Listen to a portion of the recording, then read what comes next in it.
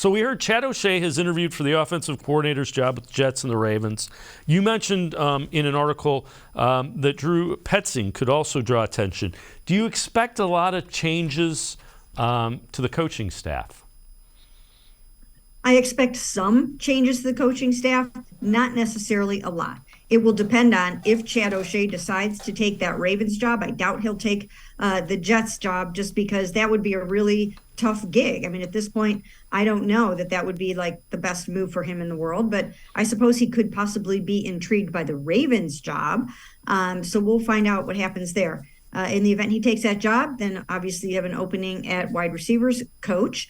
And then, as I mentioned before, Drew Petzing might have some chances depending on who takes some of these head coaching jobs. So those are a couple of the things that could possibly happen on offense. And then on the defensive side of the ball, we know that Jeff Howard interviewed with the Chargers for their linebacker position. Don't know if that'll happen or not, but I do expect there to be at least a couple of changes on the defensive side of the ball. And then special teams wise, I had heard that, as of about a week ago, Mike Prefer was told, for all, it just seems like he's safe and he will be coming back. But we must note that's not written in stone yet.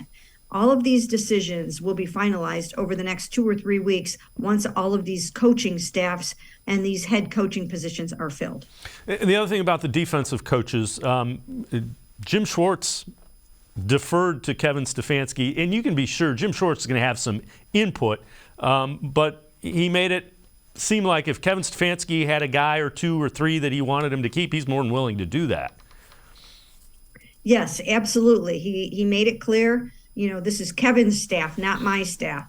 And that's one good thing about having someone in that position that has been a head coach before. He knows what it's like to sit in that chair. He knows what it's like to make sure that, that the power and the influence and the voice gets funneled back to the head coach, that you have sort of one voice for the team. And so, I think he's making it perfectly clear that, he's not going to go out and start filling up the staff with, 3-4 guys that he's worked with before, that he will defer to Kevin on that. Yeah, and I had said at the beginning I kind of wanted a Bill Callahan style coach for the defense, and I think that's exactly what they got in Jim Schwartz.